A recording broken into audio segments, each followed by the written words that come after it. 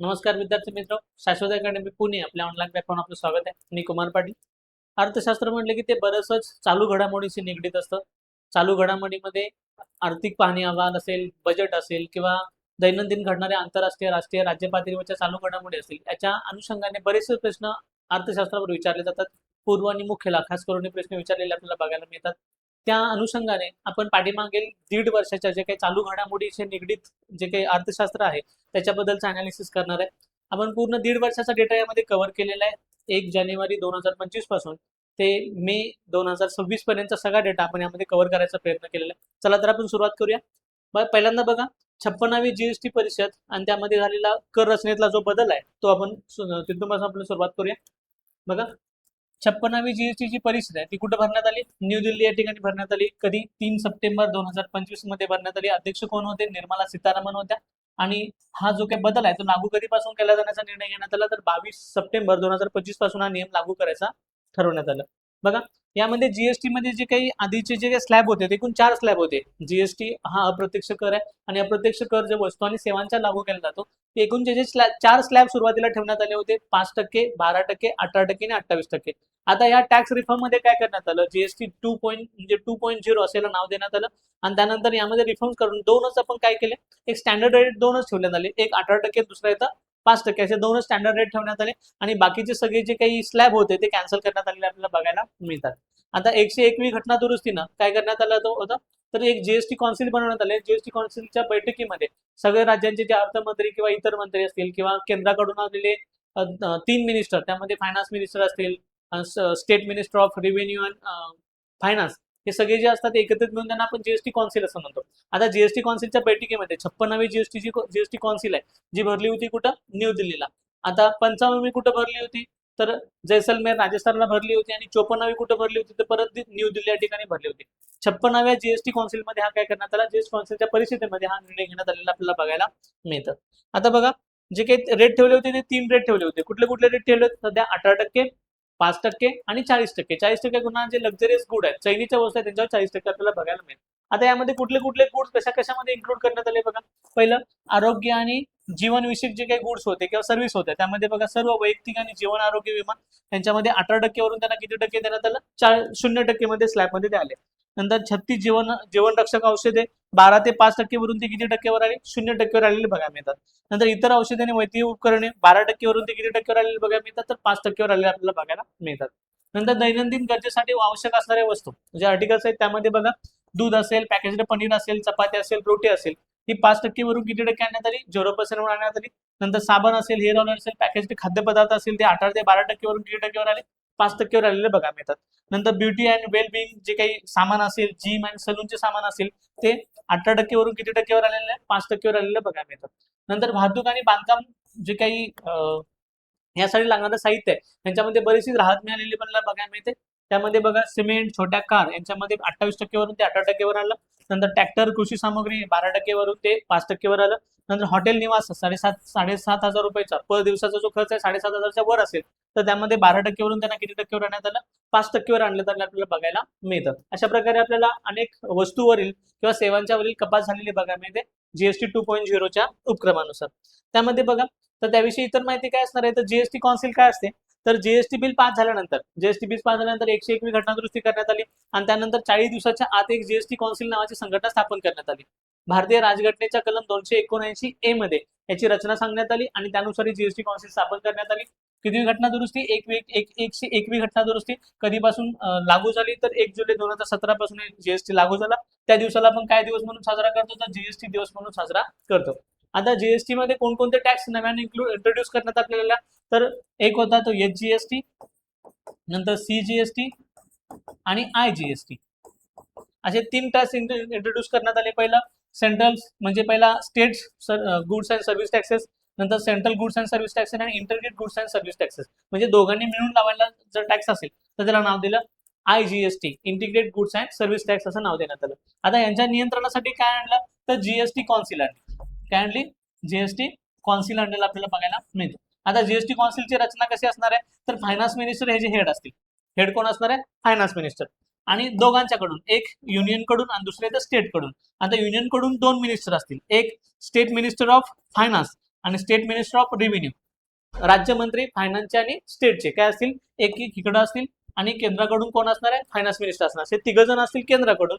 नंतर राज्यांकडून कोण असतं, राज्याचा जो काही इकॉनॉमिकल मिनिस्टर आहे त्याला आपण काय म्हणतो, अर्थमंत्री म्हणतो, काय असणार आहे, या परिषदेचा सदस्य असणार आहे. अशा प्रकारे जी रचना करण्यात आली आणि यांना वोटिंग पॉवर देण्यात आला. ह्यातल्या स्टेटनं वोटिंग पॉवर देण्यात आली 75% म्हणजे टू थर्ड इतकी मतं काय कोणाला देण्यात आली, तर स्टेटला देण्यात आली, आणि 1/3 इतकी मतं कोणाला देण्यात आली, वोटिंग पॉवर कोणाला देण्यात आल्या, केंद्र सरकारला. म्हणजे 33% आणि 66% इतकी मतांची काय करण्यात आली, विभागणी करण्यात आलेली बघायला मिळते. बघा अशा प्रकारे जीएसटी काउन्सिल करण्यात आली. जीएसटी काउन्सिलच्या बैठकीमध्ये 56व्या बैठकीमध्ये काय करण्यात आला, हा निर्णय घेण्यात आलेला बघायला मिळतो. आपण इतरची माहिती बघितलेली आहे. नंतर बघा जीएसटी मध्ये जर कलेक्शन बघितलं तर जीएसटी कलेक्शनमध्ये तर देशांना आमूलाग्र बदल घडवून आणलेला बघायला मिळतो. यामध्ये बघा जीएसटी जे कलेक्शन आहे ते 22.8 लाख कोटी इतकं झालेलं बघायला मिळतं. कोणत्या साली, 2024-25 साली इतकं कलेक्शन आपल्याला बघायला मिळतं. आणि 2023-24 पासून ते 24-25 पर्यंत झालेली जी वाढ आहे ती वाढ किती टक्के, तर 9.4% इतकी आपल्याला वाढ झालेली बघायला मिळते. त्यामुळे यावर देखील एखादा क्वेश्चन विचारला जाऊ शकतो, यावर देखील एखादा क्वेश्चन विचारला जाऊ शकतो, आणि खास करून क्वेश्चन विचारला जाऊ शकतो राज्यांची रँकिंग काय, की जीएसटी कलेक्शन मध्ये सगळ्यात जास्त कोणतं राज्य कलेक्शन करतं त्याची रँकिंग. पहिली 5 राज्य आपल्या लक्षात राहिली तरी पुरेसे आहेत. पहिली 5 राज्य कुठली बघा, पहिला येतं महाराष्ट्र, सगळ्यात जास्त कलेक्शन जीएसटी लागू झाल्यापासून 2017 पासून आतापर्यंत सगळ्यात जास्त जीएसटी कलेक्शन मध्ये अव्वल स्थान कोणाचं आहे, महाराष्ट्राचं आहे. जवळजवळ 3.18 लाख कोटी रुपये इतके आपल्याला काय बघायला मिळतं, कलेक्शन बघायला मिळतं. नंतर 2 नंबरला येतं गुजरात, 3 नंबर कर्नाटक, 4 नंबर तामिळनाडू आणि 5 नंबर उत्तर प्रदेश. हायरार्की विचारली जाऊ शकते. हायरार्की चढत्या क्रमाला राज्यांचा चढता क्रम लावा अथवा राज्यांचा उतरता क्रम लावा असा एखादा क्वेश्चन विचारला जाऊ शकतो. त्यामुळे क्रम लक्षात ठेवणं गरजेचं आहे. परीक्षा येईपर्यंत आपल्याला लक्षात ठेवणं गरजेचं आहे. बघा पुढचं जे करंट अफेअर आहे ते येतं पीएम मित्र. आता प्राईम मिनिस्टरने काय केलं तर पीएम मित्र नावाची काय केली, एक योजना घोषित केली. काय योजना होती बघा ही, prime minister mega integrate textile vision and apparel. आता यामध्ये दिले की टेक्सटाईल बद्दलची योजना होती. कशाबद्दल, टेक्सटाईल बद्दलची योजना होती. आणि कुठल्या मंत्रालयाच्या अंडर येते, तर केंद्रीय वस्त्रोद्योग मंत्रालयाच्या अंतर्गत आपल्याला बघायला मिळते. कशावर अवलंबून आहे, हे अवलंबून आहे पंतप्रधान नरेंद्र मोदी यांच्या 5F या व्हिजनवर. आता 5F व्हिजन काय आहे ते लक्षात ठेवणं खूप गरजेचं आहे. 5 व्हिजन म्हणजे पहिलं येतं फार्म, दुसरं एफ येतं फॅब्रिक, तिसरं एफ येतं फॅक्टरी, चौथं एफ येतं फॅशन, आणि 5वं एफ येतं ते म्हणजे फॉरेन. अशा या 5 एफ वर आपल्याला काय बघायला मिळते, ही योजना अवलंबलेली बघायला मिळते. आता याद्वारे काय साध्य होणार आहे, जे आपल्याला 2015 साली युनायटेड नेशनने एकूण काय दिली होती, 17 आपल्याला SDG दिल्या होत्या, सस्टेनेबल डेव्हलपमेंट गोल दिले होते. एकूण 17चे सस्टेनेबल डेव्हलपमेंट गोल दिले होते. त्यामध्ये जे 9वा सस्टेनेबल डेव्हलपमेंट गोल आहे काय आहे, तर लवचिक पायाभूत सुविधा निर्माण करणे आणि शाश्वत औद्योगिकरणाचा विकास करणं. हे जे काय आपलं 9वं आपल्याला धोरण बघायला मिळतं किंवा 9वं सस्टेनेबल डेव्हलपमेंट गोल बघायला मिळतं. त्याच्या अचिव्हमेंटसाठीच काय करण्यात आलं होतं, तर पीएम मित्र ही नवीन काय करण्यात आली होती, तर घोषणा करण्यात आली होती. आणि त्या घोषणेअंतर्गतच पूर्ण देशभरामध्ये आपण काय करणार आहे, एकूण 7 पीएम मित्र काय करणार आहे, टेक्सटाईल पार्क किंवा त्याला आपण मेगा पार्क म्हणणार आहे. 7 मेगा पार्क आपण काय करणार आहे, उभे करणार. त्यासाठी असणारी गुंतवणूक किती आहे, तर त्यासाठी असणारी गुंतवणूक आहे 4,445 कोटी रुपयाची गुंतवणूक करणार आहे. आणि त्या गुंतवणुकीद्वारे पूर्ण भारतभरामध्ये आपण काय करणार आहे, एकूण 7 मेगा पार्क उभारणार आहे. त्याचं एका मेगा पार्कचं उद्घाटन पण झाले. कोणता, त्यावर क्वेश्चन विचारला जाऊ शकतो. मध्य प्रदेश मधलं धार या ठिकाणचं जे मेगा पार्क आहे त्याचं जे उद्घाटन आहे ते 17 सप्टेंबर 2025 ला कुणी केलं होतं, तर पंतप्रधान नरेंद्र मोदी यांच्या हस्ते झालं होतं. हे ठिकाण कुठं आहे, तर मध्य प्रदेश मधल्या बदनावर जिल्ह्यामध्ये धार या जे ठिकाण आहे त्या ठिकाणी पहिल्या पार्कचं काय केलेलं आहे, उद्घाटन केलेलं बघायला मिळतं. बाकीचे पार्क कुठे कुठे उभे करणार आहे आपण, तर तामिळनाडू मध्ये विरुधुनगर या ठिकाणी काय करणार आहे, आपण पार्क उभा करणार आहे. दुसरं येतं तेलंगणामध्ये वारंगल या ठिकाणी, गुजरातमध्ये नवसारी या ठिकाणी, कर्नाटकमध्ये कलबुर्गी या ठिकाणी, उत्तर प्रदेशमध्ये लखनौ या ठिकाणी, आणि महाराष्ट्रामध्ये अमरावती या ठिकाणी काय केले जातील, हे पीएम मित्र पार्क उभे केले जातील. आता यावर तुम्हाला स्टेट फॉरवर्ड क्वेश्चन पण विचारलं होतं, पीएम मित्र पहिल्या पार्कचं उद्घाटन कोणत्या राज्यामध्ये झालं होतं. दुसरं तुम्हाला जोड्या लावायला देखील हा प्रश्न विचारला जाऊ शकतो. एका बाजूला राज्य देतील, एका बाजूला ठिकाणांची नावं देतील किंवा पीएम पार्कची नावं देतील, मित्र पार्कची नावं देतील, आणि तुम्हाला असेंग म्हणजे काय करायला लावतील, जोड्या लावायला सांगतील. लक्षात आलं का, त्यामुळे लक्षात ठेवणं गरजेचं आहे. किती रुपये खर्च करणार आहे आपण, तर 4,445 कोटी रुपये खर्च करणार आहे. आता हे काय डायरेक्टली प्रपोर्शनल असलं काही आकडेवारी विचारली जात नाही, तरी पण जर लक्षात राहिलं तर लक्षात ठेवून द्या. नंतर पुढे येतं स्पेशल व्हेकल पर्पज, त्याला आपण SPV म्हणतो. स्पेशल व्हेकल पर्पज म्हणजे काय, केंद्र आणि राज्य सरकार संयुक्तरित्या, आपण त्याला PPP जसं म्हणतो ना, पब्लिक प्रायव्हेट पार्टनरशिप, तसं येतं special vehicle, special purpose vehicle. एका स्पेशल पर्पज साठी काय करतं, केंद्र आणि राज्य जर एकत्रित असेल तर त्याला आपण काय म्हणतो, तर स्पेशल पर्पज व्हेकल असं म्हटलं जातं. केंद्र सरकार राज्य सरकार एकत्रित येऊन पार्क उभा करणार आहे. यामध्ये केंद्र सरकारचा वाटा 49% असणार आहे, तर राज्य सरकारचा वाटा किती असणार आहे? 51% राज्य सरकारचा वाटा असताना आपल्याला बघायला मिळणार आहे. यालाच आपण काय म्हणतो, SPV असं म्हणतो, स्पेशल पर्पज व्हेकल या नावानं त्याला ओळखलं जातं. त्यामुळे ह्या गोष्टी व्यवस्थित लक्षात ठेवणं गरजेचं आहे. त्याचा क्वेश्चन विचारला जाऊ शकतो. PM मित्र. नंतर पुढे येतं, महाराष्ट्रानं स्वतःचं एक धोरण लॉन्च केलं. कशासाठी? तर गुंतवणूक, नंतर गुंतवणूक परिशीलतेचं धोरण असेल किंवा आपण त्याला म्हणतो नाविन्यतेचं धोरण असेल, त्या स्टार्टअप धोरण म्हणतो. महाराष्ट्राने एक स्टार्टअप धोरण काय केलं? घोषित केलं 2025 साली. या स्टार्टअप धोरणानुसार त्यांना काय करायचंय? तर 1,25,000 इतके काय करायचे? नवे उद्योजक घडवणं हे त्याचा मुख्य उद्देश असणार आहे. एखादा क्वेश्चन विचारला जाऊ शकतो की महाराष्ट्र नाविन्यतापूर्ण गुंतवणूक जे काही धोरण आहे 2025, त्यानुसार खालीपैकी कोणती विधाने बरोबर आहेत? पहिलं विधान दिलं जाईल की काय केले? नवे उद्योजक घडवणार. 1,25,000 इतके नवे उद्योजक घडवणं हे त्याचा पहिला उद्देश असणार आहे. दुसरं, 50,000 नवे स्टार्टअप सुरू करणं हे त्याचा दुसरा उद्देश असणार आहे. तिसरं असणार आहे 5 लाख तरुणांचं काय करणं? तपासणी करणं, म्हणजे ITI किंवा पदवीधर ज्यांनी काही टेक्निकल नॉलेज घेतले यांची काय करणं? तपासणी करणं, त्यांना काय करणं? तर एक स्ट्रक्चर उभा करून देणं. यासाठी काय करणार आहे? हे धोरण उभारलं जाणार आहे. आता यामध्ये काय काय सुविधा दिल्या जातील बघा. तर पहिल्यांदा महाराष्ट्र इनोव्हेशन सिटी, नवी मुंबई या ठिकाणी. आता मुंबई उपनगर नाही तर कुठं? नवी, त्याला पण जुनी मुंबई नाही तर कुठं? नवी मुंबईमध्ये आपण काय करणार? 300 एकर जागा त्यासाठी अलोकेट केलेली आहे आणि त्यामध्ये आपण काय उभा करणार आहे? Maharashtra innovation city. म्हणजे महाराष्ट्र इनोव्हेशन सिटी म्हणजे काय? तर एका छताखाली सगळ्या सुविधा काय केल्या उपलब्ध करून दिल्या जातील. त्यामध्ये काय असणार आहे? स्टार्टअप असणार आहेत, कॉर्पोरेट आणि शैक्षणिक संस्था असणार आहेत, सरकार यांना एकत्र एका छताखाली आणायचं काम करणार आहे इथं महाराष्ट्र इनोव्हेशन सिटी. दुसरं काय करणार आहे? तर प्रादेशिक नाविन्यता आणि औद्योगिक हब पूर्ण राज्यभरामध्ये काय करणार आहे? तर नवीन उद्योगांसाठी हब निर्माण करायचं काम करणार आहे. नंतर पुढे येतं मायक्रो इन्क्युबेटर. तर मायक्रो इन्क्युबेटर म्हणजे काय? ज्या विद्यार्थ्यांचा ITI झालेला आहे किंवा ज्यांनी काय केलेलं आहे? तर M.Tech B.Tech करून काही पदव्या प्राप्त केल्यात, अशा लोकांना काय केलं जाईल? जवळजवळ 5 लाख तरुणांमधून किती जणांची निवड केली जाईल? 25,000 जणांची निवडणूक केली जाईल आणि त्यांना आर्थिक आणि बाकीचं टेक्निकल सपोर्ट केला जाईल. त्यामुळे त्यांना 3% व्याजदरानं IDBI कडून कर्ज उपलब्ध करून दिलं जाईल. नंतर इन्फ्रास्ट्रक्चर उभा करण्यासाठी जे कर्ज आहे ते उपलब्ध करून दिलं जाईल आणि नाविन्यपूर्ण उद्योग किंवा स्टार्टअप म्हणतो आपण त्यांना, स्टार्टअप उभारण्यासाठी त्यांना काय केली जाईल? मदत केली जाईल. अशा प्रकारे महाराष्ट्राचं काय असणार आहे? स्टार्टअप धोरण असणार आहे. त्यामध्ये त्यांनी काय काय देणार आहे बघा. त्यांनी काय केलंय? तर 200 कोटीचा व्हेंचर फंड उभा केलाय. कोणाच्या मदतीनं? तर IDBIच्या मदतीनं 200 कोटीचा काय केलाय? व्हेंचर फंड उभा केलाय. दुसरं येतं, ह्या 200 कोटीमधूनच 5 ते 10 लाखापर्यंत काय दिलं जाणार? नवीन स्टार्टअपसाठी लोन दिलं जाणार. किती टक्के व्याजदरानं? तर 3% व्याजदराने काय दिलं जाणार आहे? कर्ज दिलं जाणार आहे.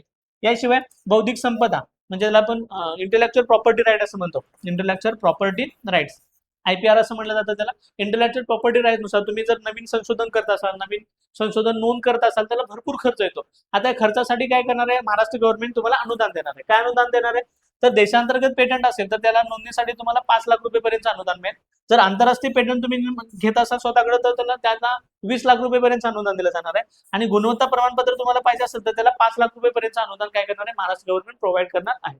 नंतर पुढे येतं ते म्हणजे जवळजवळ काय 5 ते 10 लाख इतकं कर्ज मिळणार आहे. किती टक्के व्याजदरानं? 3% व्याजदरानं देणार आहे.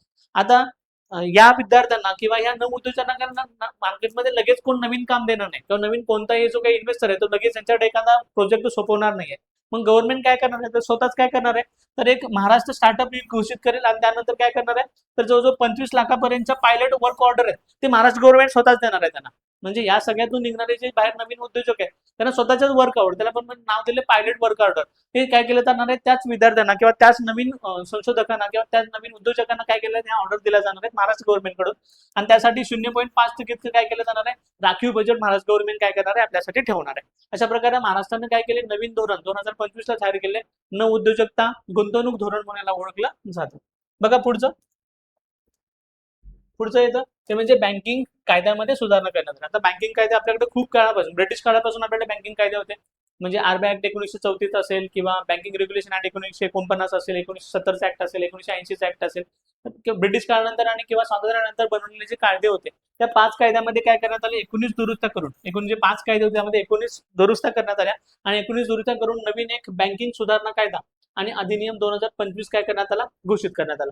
आता यामध्ये 2 आमूलाग्र बदल झालेत. हा कायदा जो काही अधिसूचित करण्यात आला तो 15 एप्रिल 2025 ला आणि लागू कधी होणार आहे? तर 1 ऑगस्ट 2025 पासून लागू झालेला आपल्याला देशभर बघायला मिळतो. आता यामध्ये बदल काय करण्यात आला? पहिल्यांदा येतं सबस्टेशनल जे काही सबस्टेशनल इंटरेस्ट आहे ते काही याची मर्यादा जी काही 5 लाख होती ती वाढवून आता किती केली आहे, 2 कोटी केली आहे. आता ही थोडीशी कन्सेप्ट समजावून घेण्यासारखी आहे. बघा, एखादी संस्था असेल आणि संस्थेमध्ये तुम्ही गुंतवणूक करत असाल. आता पूर्वी एखाद्या संस्थेमध्ये तुम्ही जर गुंतवणूक केली, समजा तुम्ही थोडी म्हणजे काही एका संस्थेचे तुम्ही 4, 5, 10 शेअर विकत घेतले, त्याला म्हणायचं काय, तर साधारण गुंतवणूक किंवा त्याला म्हणायचं साधारण हितसंबंध. आणि महत्वपूर्ण हितसंबंध कशाला म्हटलं जायचं, तर त्यांच्याकडे खूप मोठी गुंतवणूक असेल, त्यांच्याकडे हजारो शेअर्स एखाद्या कंपनीचे असतील, एखाद्या बँकेचे असतील, एखाद्या इन्व्हेस्टमेंट इन्स्टिट्यूटचे काय असतील, एखादे जास्त शेअर्स एखाद्या व्यक्तीकडे असेल, तर त्याला काय म्हटलं जायचं, महत्वपूर्ण हितसंबंध. यापूर्वी हा आकडा किती टक्के होता, तर 10% होता. म्हणजे किती, तर 5 लाख रुपयेपर्यंत. म्हणजे 1968 पासून काय होता, तर 5 लाख रुपयेपर्यंत एखाद्या इन्स्टिट्यूशन मध्ये तुम्ही 5 लाख रुपयेपर्यंतचे काय घेत असाल, शेअर्स वगैरे तुमच्याकडे असतील किंवा भाग भांडवल तुमच्याकडे असेल, तर तुम्हाला काय म्हटलं जायचं, तर सबस्टेशनल इंटरेस्ट असं तुम्हाला म्हणून ओळखलं जायचं. आता ही मर्यादा वाढवण्यात आली. मर्यादा किती करण्यात आलेली आहे, 2 कोटीपर्यंत करण्यात आलेली आहे. म्हणजे एखाद्या कंपनीमध्ये, एखाद्या संस्थेमध्ये, एखाद्या बँकेमध्ये तुम्ही 2 कोटीपेक्षा जास्त मोठे इन्व्हेस्टर असाल, तर तुम्हाला काय म्हणलं जाईल, तर सबस्टेशनल इंटरेस्ट असं म्हणलं जाईल. लक्षात ठेवा, पहिला हा सुधारणा कायदा म्हणजे सुधारणा करण्यात आली. दुसरी सुधारणा काय करण्यात आलेली आहे, तर सहकारी कोऑपरेटिव्ह बँक आहे, तर कोऑपरेटिव्ह बँकेमध्ये संचालक आणि जे पूर्णवेळ संचालक आहेत त्यांचा जो काही कार्यकाल असायचा, तो आधी किती वर्ष असायचा, 8 वर्ष असायचा, तो वाढून आता किती वर्ष करण्यात आलेला आहे, 10 वर्ष करण्यात आलाय. म्हणजे 8 वर्षाचा कार्यकाल किती वर्ष करण्यात आलेला आहे, 10 वर्ष करण्यात आलेला आपल्याला बघायला मिळतं. त्यामुळे पहिला हे 2 बदल मुख्य लक्षात ठेवायचे आहेत. एकूण किती कायद्यामध्ये बदल करण्यात आले, तर 5 कायद्यामध्ये बदल करण्यात आले. कायदे दिले ते reserve bank of India act म्हणतो आपण त्याला 1934चा, आरबीआय ऍक्ट असेल, बँकिंग रेग्युलेशन ऍक्ट 1949 असेल, किंवा स्टेट बँक ऍक्ट 1955 असेल, किंवा बँकिंग कंपन्या अधिनियमित आणि हस्तांतरित कायदा 1970 असेल, 1980 असेल. या सगळ्या कायद्यांच्या मध्ये एकूण 19 दुरुस्त्या करण्यात आलेल्या आहेत. आणि ह्यालाच काय म्हणलं जातं, तर बँकिंग कायदे सुधारणा अधिनियम 2025. आणि तो कधीपासून लागू झालाय, तर 1 ऑगस्ट 2025 पासून देशभरामध्ये लागू झालेला बघायला मिळतं. बघा पुढचं, केंद्रीय सार्वजनिक क्षेत्रातील उपक्रमांचा, त्याला आपण सीपीएसई म्हणतो. सीपीएसई म्हणजे काय, तर सेंट्रल पब्लिक सेक्टर एंटिटीज असं त्यांना म्हणलं जातं. म्हणजे काय, साध्या सोप्या भाषेमध्ये सरकारच्या काही स्वतःच्या मालकीच्या त्या कंपन्या आहेत, त्यांचं जे वर्गीकरण आहे, ते वर्गीकरण आपण नवरत्न, महारत्न, नवरत्न, मिनरत्न 1, मिनरत्न 2 असं करत असतो. आता नवीन आलेलं आहे, त्या म्हणजे काय, तेजस रत्न असेल किंवा शिवरत्न असेल, अशी नवीन रत्न आपण काय केले, स्थापन केले. आता यामध्ये काय केले, तर त्याची थोडीशी अपडेट झालेली बघायला मिळतं. 2025 मध्ये बऱ्याचशाच कंपन्यांना मिनिरत्नाचा दर्जा, बऱ्याचशा कंपन्या नवरत्नाचा दर्जा बघायला मिळतो. नवरत्नामध्ये 27 कंपन्या, त्यामध्ये 25, 26, 27 या 3 कंपन्यांना नवरत्नाचा दर्जा तो 2025 मध्ये मिळाला. त्यावर एखादा क्वेश्चन आयोग विचारू शकतो, त्यामुळे लक्षात ठेवायचं. आता महारत्न दर्जा त्याला सुरुवात कधीपासून झाली होती, 2010 पासून. एकूण कंपन्या किती सध्या बघायला मिळतात, 14. नवरत्न कंपन्यांना दर्जा द्यायचा कधीपासून सुरुवात झाली, तर 1997 पासून. सध्या किती कंपन्या आहेत, तर 26 आणि 1 आता झालेल्या आहेत. त्यामुळे त्याला किती कंपन्या एकूण बघायला मिळतात, तर 27 कंपन्या नवरत्न झालेल्या बघायला मिळतात. आणि मिनिरत्न कंपन्या किती आहेत, सुरुवात झाली 1997 पासून. एकूण कंपन्या किती, 53 प्लस कंपन्यांना काय मिळाल्या, आता सध्या 56 आहेत. 56 कंपन्यांना किती काय बघायला मिळतं, मिनिरत्न 1चा दर्जा मिळालेला बघायला मिळतो. असं काय केलं होतं, जे काही गव्हर्नमेंटच्या स्वतःच्या, त्याला पब्लिक सेक्टर अंडरटेकिंग म्हणतात, त्या कंपन्या त्यांचं आपण काय केलं, तर वर्गवारी केली होती. आता रिसेंटली मिळालेल्या कंपन्यांचा जो दर्जा आहे तो कुठला कुठला येतो बघा. त्यामध्ये 2-3 करंट अफेअर लक्षात ठेवण्यासारखे आहेत. एक, रेल्वे कंपन्या, ज्यांना आता सगळ्याच्या सगळ्या रेल्वे कंपन्या बघायला मिळतात, नवरत्न कंपन्या बघायला मिळतात. नंतर दुसऱ्या डिफेन्स सेक्टरमध्ये पण काही कंपन्या आहेत, त्या काय मिळतात, आपल्याला मिनिरत्नाचा दर्जा मिळालेला बघायला मिळतो. आता 25वी, 26 आणि 27वी अशा 3 कंपन्यांना आपल्याला काय मिळणार आहे, तर नवरत्नाचा दर्जा म्हणजे बघायला मिळतो की नवरत्न दर्जा मिळाला. पहिली कंपनी जिला नवरत्न दर्जा मिळाला ती म्हणजे कोणती, IRCTC. आता रेल्वे कंपनी आहे, रेल्वे कॅटरिंग सर्व्हिस म्हणतो आपण त्याला, कॅटरिंग सर्व्हिस पुरवणारी, म्हणजे खायला प्यायला जी रेल्वेमध्ये पुरवते ती कॅटरिंग सर्व्हिस आहे. तिला 3 मार्च 2025 ला काय मिळाला, तर नवरत्नाचा दर्जा मिळाला. नंतर पुढे येतं IRFC, Indian railway financial corporation असं त्याला म्हणलं जातं. तिला पण काय मिळालं, 27वी कंपनी म्हणून, आणि हिला 25वी कंपनी म्हणून काय मिळालं, नवरत्नाचा दर्जा मिळालेला आहे. आता नवरत्नाचा दर्जासाठी काय असतं, तर पहिल्यांदा ती मिनिरत्न 1 असली पाहिजे. नंतर तिनं दिलेली जी कॅटेगरी असते त्यामध्ये काही विशिष्ट मार्क प्राप्त केले पाहिजेत, तर त्यांना काय मिळणार आहे, नवरत्नाचा दर्जा मिळू शकतो. आता सगळ्यात महत्वाचं काय येतं, तर रेल्वेच्या 7 ज्या कंपन्या आहेत, रेल्वेमध्ये एकूण किती कंपन्या बघायला मिळतात, रेल्वेच्या 7 कंपन्या बघायला मिळतात. त्या 7च्या 7 कंपन्यांना नवरत्नाचा दर्जा मिळालेला बघायला मिळतो. आधी 5 कंपन्यांना मिळाला होता, कॉनकॉर्न असेल किंवा RVNL असेल, नंतर रिट्स असेल, नंतर आयकॉर्न असेल, नंतर पुढे रेलटेल असेल. या सगळ्या कंपन्यांना काय मिळाला होता, तर 2014ला, 23ला, 23ला आणि 24ला सगळ्यांना काय मिळाला होता, नवरत्नाचा दर्जा मिळाला होता. 2025ला एकूण 2 रेल्वे कंपन्यांना काय मिळाला, तर नवरत्नाचा दर्जा मिळाला. एक IRCTC आणि दुसरे तर IRFC, या दोघांना दर्जा मिळाला. म्हणजे रेल्वेच्या अशा किती कंपन्या आहेत की त्यांना नवरत्नाचा दर्जा मिळालाय? तर एकूण किती कंपन्या आहेत? 7 कंपन्या आहेत अशा ज्यांना काय मिळालाय? नवरत्नाचा दर्जा मिळालेला बघायला मिळतो. याचप्रमाणे डिफेन्स सेक्टरमध्ये पण बघा, डिफेन्स सेक्टरमध्ये पण नवीन कंपनीला काय मिळाला? मिनिरत्न 1चा दर्जा मिळाला. कोणत्या?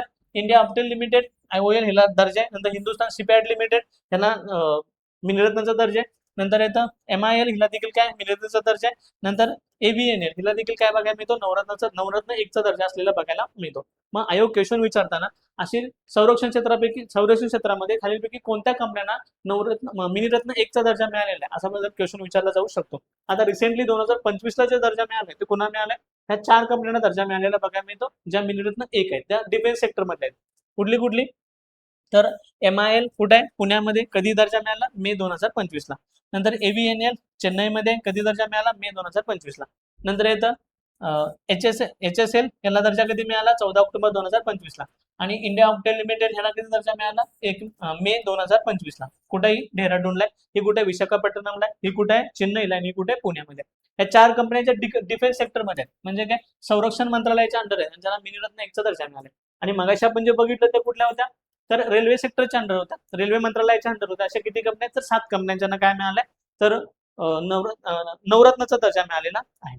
पुढे बघा. नंतर ना पहिली कंपनी ज्याला नवरत्न दर्जा मिळाला ती म्हणजे IRFC, Indian railway financial corporation. कधी स्थापना झाली होती तिची? 1986 साली. सध्या दर्जा काय? तर 26वी नवरत्न कंपनी. मुख्य कार्यालय काय? तर भारतीय रेल्वेला निधी पुरवठा करणे. नंतर पुढे येते IRCTC, जिला 25वा दर्जा मिळाला होता, म्हणजे 25वी कंपनी जी नवरत्न आहे. स्थापना 27 सप्टेंबर 1999. सध्या दर्जा काय? 25वी नवरत्न कंपनी. मुख्य कार्य काय? रेल्वे कॅटरिंग आणि पर्यटन सेवांचे काय करणं? व्यवस्थापन करणं. आणि मिनिरत्न 1चा दर्जा मिळालेली HSL हिंदुस्थान शिपयार्ड लिमिटेड. स्थापना 1942. सद्यस्थिती मिनिरत्न 1चा दर्जा आहे. आणि आर्थिक उलाढाल किती आहे? 1471 कोटीची आर्थिक उलाढाल असलेली बघायला मिळते. आता ह्या तिन्ही बद्दल लक्षात ठेवणं गरजेचं आहे. 2025ला त्यांना दर्जा मिळाला. आता पुढचं बघा, NDB न्यू डेव्हलपमेंट बँक. आता ही चर्चेमध्ये का राहिली? तर 2025 मध्ये 3 देशांनी काय घेतला? हिचे सदस्यत्वाचा म्हणजे सदस्यत्व घेतलं किंवा मेंबर कंट्री म्हणून काय केलं? इन्क्लूड झाले. अशा 3 कंट्री होत्या 2025ला, त्यामुळे पुन्हा चर्चेत आली. आता NDB काय आहे? तर न्यू डेव्हलपमेंट बँक आहे. कुठल्या देशांचे? तर ब्रिक्स देशांचे. आता ब्रिक्स मध्ये सगळे देश येतात, ते ब्राझील असेल, इंडिया असेल, चायना असेल, आफ्रिका असेल, साऊथ आफ्रिका असेल, सगळ्यांना म्हणून आपण ब्रिक्स कंट्री असं म्हणतोय. ब्रिक्स कंट्रीची एक बँक स्थापन करण्यात आली होती. कधी संकल्पना कधी मांडण्यात आली? 2012ला. स्थापन कधी झाली? 2014ला. कोणत्या शिखर परिषदेमध्ये संकल्पना मांडण्यात आली? तर न्यू दिल्ली येथे भरलेल्या 4थ्या शिखर परिषदेमध्ये. आणि स्थापन कधी झाली? तर फोर्टेलेझा या ठिकाणी 6व्या शिखर परिषदेमध्ये काय झाली? स्थापना झाली 2014ला. संकल्पना मांडली 2012ला. नंतर पुढे 2015 पासून, जुलै 2015 पासून हा कराराचं काय झाली? अंमलबजावणीला सुरुवात झाली. सुरुवातीचं नाव काय होतं? तर ब्रिक्स डेव्हलपमेंट बँक असं नाव होतं. आणि आताचं नाव काय? तर न्यू डेव्हलपमेंट बँक असं नाव आहे. किती अधिकृत भांडवल किती आहे? तर $100 अब्ज इतकं काय अधिकृत भांडवल असलेलं बघायला मिळतं. सध्याचे जे अध्यक्ष आहेत ते कोण आहेत? तर दिल्मा रोसेफ ह्या अध्यक्ष असलेल्या बघायला मिळतात. त्यांचं मुख्य उद्देश काय? तर उद्योन्मुख अर्थव्यवस्थांचे पायाभूत सुविधा आणि शाश्वत विकासासाठी काय करणं? निधी प्रोव्हाइड करणं हे त्यांचं मुख्य उद्देश असलेला बघायला येतं. याचं मुख्यालय कुठे आहे? तर मुख्यालय चीनमध्ये शांघाय या शहरामध्ये त्याचं मुख्यालय असलेलं आपल्याला बघायला मिळतं. ही सध्या चर्चेमध्ये आहे, कारण रिसेंटली या अनेक देशांनी त्यामध्ये काय केले? तर सहभाग घेतलेला बघायला मिळतो. आता नवीन कंट्री ज्या सहभागी झाल्या, मेंबर कंट्री म्हणून आल्या, त्यामध्ये 25 मार्च 2025ला कोण आलं? इंडोनेशिया. नंतर 19 मे 2025ला कोण आलं? अल्जेरिया. आणि 5 जुलै 2025ला कोलंबिया आणि उझबेकिस्तान या देशांनी काय घेतला? यामध्ये सहभाग घेतला. NDBचं काय झालं? ते अधिकृत सदस्य झालेले बघायला मिळतात. मग लक्षात आलं का? जो विचारायचं कारण काय येतं? यावर एखादा क्वेश्चन काय विचारला जाऊ शकतो? तर करंट अफेअर मध्ये आहेत. नवीन कंट्री कुठल्या कुठल्या ऍड झाल्या? त्यामध्ये जे काही मेंबर कंट्री म्हणजे काही संस्थापक सदस्य कोण कोण आहेत? तर ब्राझील, रशिया, भारत, चीन आणि दक्षिण आफ्रिका यांना ब्रिक्स कंट्री म्हणतो. त्याला आपण सुकाणू सदस्य असं म्हणतो. आणि बाकीचे सदस्य जे ऍड झाले ते भागीदार कोण कोण आहेत? तर अल्जेरिया, बांगलादेश, कोलंबिया, इजिप्त, संयुक्त अरब अमिराती, उझबेकिस्तान आणि उरुग्वे हे नंतर कंट्री ऍड झालेले बघायला मिळतात. असे एकूण सदस्य किती झाले? सध्या 11 सदस्य आपल्याला बघायला मिळतात. भागा लक्षात ठेवायचं. नंतर पुढे बघा, जागतिक आव्हानामध्ये भारतानं काय केले? गुंतवणुकीमध्ये आपलं स्थान कायम ठेवले. आता काय झालं? एक रिपोर्ट आला. कोणी रिपोर्ट दिला? तर UNCTAD यांनी काय केलं? एक रिपोर्ट पब्लिश केला. कधी? तर जून 2025 मध्ये. यामध्ये काय असतं? या रिपोर्टमध्ये असतं जगामध्ये होणाऱ्या गुंतवणुका, म्हणजे जे काही foreign direct investment, foreign indirect investment यांचे जे इन्व्हेस्टमेंट असतात त्या सगळ्यांचा जो काही रिपोर्ट असतो तो कोण पब्लिश करतं? तर UNCTAD, युनायटेड नेशनचे काय आहे? एक संस्था आहे ती काय करते, UNCTAD काय आपला अहवाल सबमिट करते. कधी केला हा अहवाल त्यांनी सबमिट? जून 2025 मध्ये. आणि त्यांनी काय सांगितलं तर जगामध्ये एकूण जो काही इन्व्हेस्टमेंट झाली, एफडीआयचा जो प्रवाह सुरू झाला म्हणजे फॉरेन डायरेक्ट इन्व्हेस्टमेंट झाला ते किती आहे? तर $1.5 ट्रिलियन इतका प्रवाह आपल्याला बघायला मिळतो. जर भारताचा विचार केला तर भारतामध्ये 2023-24 मध्ये किती इन्व्हेस्टमेंट होती? तर $27.6 अब्ज इतकी इन्व्हेस्टमेंट होती. नंतर ती ह्याच्यामध्ये 2025-26 मध्ये किती होती? 27.5. 2023-24 मध्ये ती किती होती? 28.1. म्हणजे किरकोळ घट झालेली बघायला मिळते. किती? तर 1.9% किरकोळ घट आपल्याला बघायला मिळते. आयोग क्वेश्चन विचारू शकतो की 2023-24च्या तुलनेत 2024-25 मध्ये एफडीआय मध्ये भारतामध्ये डॅश डॅश झाली, घट झाली, वाढ झाली, स्थिर राहिली, असे प्रश्न विचारले जाऊ शकतात. त्यामुळे इकडे लक्ष देणं गरजेचं आहे. आता भारताचं जर रँकिंग बघितलं आपण जगामध्ये तर एफडीआय प्राप्त करणाऱ्या देशामध्ये आपलं रँकिंग घेतलंय 15वं रँकिंग आपल्याला बघायला मिळतं. आणि एफडीआय बाह्य प्रवाहामध्ये आपण एफडीआय देण्यामध्ये किती नंबरला आहे? तर 15वं रँकिंग असलेलं आपल्याला बघायला मिळतं. त्यामुळे दोन्ही रँकिंग आपल्याला व्यवस्थित लक्षात ठेवणं गरजेचं आहे. पुढे बघा, एकूण जी काही इन्व्हेस्टमेंट झाली त्यामध्ये झालेली वाढ किती टक्के? तर 2003 ते 14 या दरम्यान मध्ये एफडीआय मध्ये आपली जी एफडीआयची जी ग्रोथ होती ती किती होती? 308.38 अब्ज डॉलर इतकी होती. नंतर 2014 पासून ते 2025 पर्यंत त्याला आपण मोदी कालावधी म्हणतो. मोदी कालावधीमध्ये जवळजवळ 748.78 अब्ज डॉलर इतकी काय झालेली बघायला मिळते. तर एफडीआय मध्ये एफडीआय गुंतवणुकीमध्ये वाढ झालेली बघायला मिळते. म्हणजे हे किती टक्के? तर जवळजवळ 143% प्रचंड वाढ झालेली आपल्याला बघायला मिळते. बघा पुढं, या वाढीमध्ये आपण बघितलं तर कोणत्या देशामधून वाढ झाली आणि कोणत्या राज्यामध्ये झाली, ह्या दोन गोष्टी खूप महत्वाच्या आहेत. कोणत्या देशामधून भारतामध्ये सर्वाधिक इन्व्हेस्टमेंट झाली? तर पहिले येतं सिंगापूर. 2025 ची आकडेवारी आहे. सिंगापूरमध्ये 30%, नंतर पुढे येतं मॉरिशियस 17% आणि अमेरिका किती टक्के? 11%. बरेच वेळा हा क्वेश्चन विचारायला बघायला मिळतो, रॅपिडली क्वेश्चन बघायला मिळतो की भारतामध्ये जे एकूण इन्व्हेस्टमेंट होते ते एकूण इन्व्हेस्टमेंट खाली कोणत्या राज्य म्हणजे ह्यांचा क्रम लावा, कशांचा देशांचा क्रम लावा असा क्वेश्चन विचारला जाऊ शकतो. एक number Singapore, 2 number Mauritius, 3 number America, असा आपल्याला क्रम लावता येईल. आता आपण ही आलेली जी इन्व्हेस्टमेंट आहे ती कोणत्या राज्यानुसार जर क्रम विचारला तर त्यापैकी जो 51% वाटा फक्त 2 राज्यामध्ये होतो. एक महाराष्ट्र आणि दुसरा कर्नाटक. 2 राज्यामध्ये इन्व्हेस्टमेंट झालेली बघायला मिळते. 1 नंबरला कोण येतं? महाराष्ट्र, जवळजवळ किती टक्के वाटा आहे? 31% वाटा आहे. 2 नंबरला कोण येतं? कर्नाटक, 20% वाटा आहे. 3 नंबरला कोण येतं? दिल्ली, जवळजवळ किती टक्के वाटा आहे? 12% वाटा असलेला बघायला मिळतो. म्हणजे कोणत्या जगातल्या कोणत्या देशाकडून इन्व्हेस्टमेंट होते आणि म्हणजे राज्यातल्या म्हणजे देशातल्या कोणत्या राज्यामध्ये आपल्याला इन्व्हेस्टमेंट झालेली बघायला मिळते. आता पुढे तर कोणत्या सेक्टरमध्ये इन्व्हेस्टमेंट झालेली बघायला मिळते? सगळ्यात जास्त इन्व्हेस्टमेंट झालेली बघायला मिळते ती म्हणजे काय? सर्व्हिस सेक्टरमध्ये. जवळजवळ एकूण इन्व्हेस्टमेंट पैकी फक्त 19% इन्व्हेस्टमेंट म्हणजे सर्वात जास्त 19% इन्व्हेस्टमेंट कुठे बघायला मिळते? सर्व्हिस सेक्टरमध्ये बघायला मिळते. 2 नंबरला संगणक आणि सॉफ्टवेअर आणि हार्डवेअर किती टक्के? 16%. नंतर पुढे येतं ती म्हणजे काय? तर इतर क्षेत्रे, नंतर व्यापार, यामध्ये इन्व्हेस्टमेंट झालेली बघायला मिळते. जर आपण रँकिंग बघितलं तर 1 नंबरला कोण येतं? सर्व्हिस सेक्टरमध्ये सर्वात जास्त इन्व्हेस्टमेंट झालेली आपल्याला बघायला मिळते. नंतर बघा, सेवा क्षेत्रामध्ये जी गुंतवणूक आहे ती गुंतवणूक जी वाढ आहे ती वाढ किती बघायला मिळते आपल्याला? 40.77% इतकी वाढ झालेली बघायला मिळते. 2023-24च्या तुलनेत 24-25 मध्ये किती टक्क्याने वाढलेले? तर 40.77% इतकी वाढ झालेली आपल्याला बघायला मिळते. हे आकडे थोडेसे लक्षात ठेवणे गरजेचे आहे. आता पुढचे तर छोटे छोटे जे काही करंट अफेअर आहे त्यामध्ये बघा, माही बसवाडा या ठिकाणी अणुऊर्जा प्रकल्प काय केलेला आहे? नरेंद्र मोदी यांच्या हस्ते आपण उद्घाटन केलेलं आहे. कधी? 25 सप्टेंबर 2025 ला यांची पायाभरणी करण्यात आली. कोणाच्या हस्ते?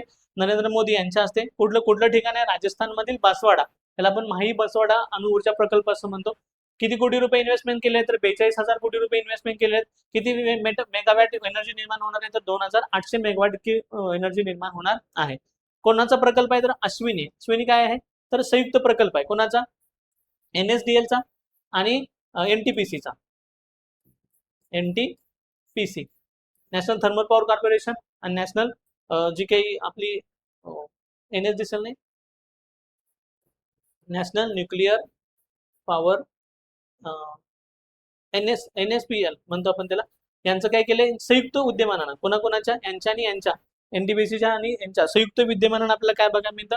हा प्रकल्प राबवलेला बघायला मिळतो. म्हणून याला काय म्हणतात? अश्विनी असं त्याला कॉमन नाव दिलेलं आहे. नंतर ना यामध्ये काय करणार आहे? तर जे काही आपल्या अणुऊर्जेचा पहिला टप्पा आहे त्याला, त्या टप्प्यामध्ये आपण काय वापरणार आहे? तर heavy water reactor, pressurise heavy water reactor आपण म्हणतो त्याला. ते प्रेशराइज हेवी वॉटर रिएक्टरचा वापर करून आपण काय करणार आहे? तर 4 अणुभट्ट्यांचा वापर करणार आहे आणि त्याद्वारे ऊर्जा निर्मिती करणार आहे. आपलं जे लक्ष आहे ते किती आहे, तर जवळजवळ 700 मेगावॅट ऊर्जा निर्मितीचं लक्ष आपल्याला बघायला मिळतं पहिल्या टप्प्यामध्ये. नंतर पुढे 2800 मेगावॅट इतकी क्षमतेचं काय करणार आहे आपण, टोटल अणुऊर्जा प्रकल्प सुरू केलाय. कुठं माही बसवाडा या ठिकाणी अणुऊर्जा प्रकल्प सुरू झालेला बघायला मिळतं. तर दुसरं येतं ते म्हणजे काय, तर सेबीने स्वागत एफ-आय नावाचं काय केलंय, एक पोर्टल उभा केलंय, स्वागत एफ-आय. आता यामध्ये काय होणार आहे, तर भारताच्या भांडवली बाजारामध्ये तुम्ही इन्व्हेस्टमेंटचे, भांडवली बाजार म्हणजे काय, शेअर मार्केट म्हणतो आपण. शेअर मार्केटमध्ये जे इन्व्हेस्टमेंट करणारे लोक आहेत त्यांना त्यांचं अधिक वेगवान आणि पारदर्शक करणं, त्याची जी प्रक्रिया आहे, गुंतवणुकीची प्रक्रिया आहे, ती अधिक वेगवान आणि पारदर्शक करण्यासाठी त्यांनी पोर्टल तयार केलं. त्या पोर्टलचं नाव आहे स्वागत एफ-आय नावाचे पोर्टल आहे. स्वागत एफ-आय नावाच्या पोर्टल कोणी सुरू केले, तर सेबीनं. कोणी, SEBI, security exchange board of India यांनी काय केले, पोर्टल सुरू केलं आहे. आणि या पोर्टलचा वापर कायसाठी होणार आहे, तर भारतामध्ये इन्व्हेस्ट करणारे जे लोक आहेत त्यांची जी प्रक्रिया आहे ती सुलभ होण्यासाठी याचा वापर होणार आहे. या दोन गोष्टी व्यवस्थित लक्षात ठेवणं गरजेचं आहे. माही बसवाडा आणि स्वागत एफ-आय जे पोर्टल आहे ते लक्षात ठेवणं गरजेचं आहे. पुढचे जे रिफॉर्म्स आणले ते म्हणजे RRB, रिजनल रुरल बँका. रिजनल रुरल बँका काय केले, तर आपण मर्जलायझेशन सुरू केले. आता कधी सुरू झाल्या होत्या, तर 1975 ला यांची स्थापना करण्यात आली होती. कोणता कायदा, प्रादेशिक ग्रामीण बँक कायदा 1976 यानुसार यांची काय करण्यात आली, स्थापना करण्यात आली. नंतर शिफारस कोणी केली होती, नरसिंहन समितीची 1975 साली स्थापन झाली होती. 1975 ला गव्हर्नमेंटच्या असं लक्षात आलं की ज्या कमर्शियल बँक आहेत ते खेडेगावापर्यंत पोहोचत नाही, की खेडेगावापर्यंत आपल्या सुविधा प्रोव्हाइड करत नाहीत. यासाठी काय केलं, तर इंदिरा गांधींनी असं ठरवलं की काय करूया, आपण बँका खेडेगावापर्यंत पोहोचवण्यासाठी आपण काय करूया, जॉईंट बँकिंग सिस्टीम सुरू करूया. त्यानुसार आपण काय केलं, RRB सुरू केला, रिजनल रुरल बँका, ग्रामीण क्षेत्रीय बँका काय केल्या आपण सुरू केल्या. आता यानुसार यामध्ये मालकीची रचना कशी असणार आहे, तर 15% हिस्सा राज्य सरकारचा असणार आहे, 50% हिस्सा म्हणजे एका RRB मध्ये 50% का भारत सरकारचा असणार आहे आणि 35% हिस्सा काय असणार आहे, ती जी स्पॉन्सर्ड बँक आहे, जी प्रायोजित बँक आहे त्याचा काय असणार आहे, हिस्सा असणार आहे बघायला मिळणार. अशी एक बँक काय केली जाईल, स्थापन केली जाईल. आता काही राज्यांमध्ये खूप जास्त बँक होत्या, म्हणजे सुरू झाली 2 ऑक्टोबर 1975 ला हे सुरू करण्यात आलं गांधी जयंती दिवशी. तिथं 5 बँका UP मध्ये सुरू करण्यात आल्या, बरोबर आहे का. अशा अनेक राज्यामध्ये अनेक बँकांची स्थापना करण्यात आली. महाराष्ट्रामध्ये पण 3 बँका आपल्याला काय बघायला मिळत होत्या, RRB स्वरूपात बघायला मिळत होत्या. परंतु नंतर असं लक्षात आलं गव्हर्नमेंटच्या की या बँका ज्या उद्देशानं सुरू केले ते उद्देश पूर्ण होत नाहीत. त्यामुळे ह्या बँकांचं काय करणं गरजेचं आहे, थोडं मर्जलायझेशन करणं गरजेचं आहे. त्यामुळे या बँका काय केल्या, हळूहळू मर्ज करायला सुरुवात केली. त्याचे टप्पे कसे होते बघा, त्याच्या मर्जलायझेशनचे हळूहळू टप्प्याटप्प्याने त्या काय केल्या, मर्ज करण्यात आलं. पहिल्या टप्प्यामध्ये 2005 ते 2010 केळकर समितीच्या शिफारशीनं 196 वरून किती आणल्या, 82 बँका त्यांचं कमी करण्यात आल्या. नंतर 82 बँकावरती आणण्यात आल्या, 196 वरून त्या झाल्या 82. नंतर 82 वरून करण्यात आल्या 56, कधी 2012 ते 14 मध्ये. 2019 ते 25 मध्ये त्या 56 वरून करण्यात आल्या 43 आणि आता 2025 मध्ये त्या 43 वरून किती करण्यात आलेत, 28 करण्यात आलेत. म्हणजे काय, वन स्टेट वन बँक ही संकल्पना राबवण्यात आली. म्हणजे वन स्टेट वन RRB, एका राज्यासाठी एकच काय असणार आहे, RRB असणार आहे. आणि 28 राज्यांसाठी 28 RRB इथं दिलेलं बघा. विद्यमान 43 बँकांना एकत्रित करून किती तयार होतील, 28 बँका तयार होतील. आणि याचा मुख्य उद्देश असणार आहे one state one bank, one RRB काय करणार आहे, काम करणार आहे. प्रत्येक राज्यामध्ये असे 3-4 काय असणार आहे, RRB असणार नाहीत. त्यामुळे महाराष्ट्रामध्ये महाराष्ट्र ग्रामीण बँक जर बघितली तर ही RRB काम करेल, बाकीच्या बँका काय असणार नाहीत, तर RRB म्हणून काम करणार नाहीत. त्या गोष्टी लक्षात घेणं गरजेचं आहे. बघा पुढे बघा, नंतर पुढे सरकारी कंपन्यांना जागतिक स्पर्धेसाठी काय करणं, सक्षम करणं. यासाठी काय केले, मगाशी मी सांगितल्याप्रमाणे आधी आपल्याकडे जे कंपन्यांचे आपण जे क्लासिफिकेशन करायचो ते 3 टप्प्यामध्ये करायचो. एक महारत्न कंपन्या, नंतर नवरत्न कंपन्या, मिनरत्न 1 आणि मिनरत्न 2.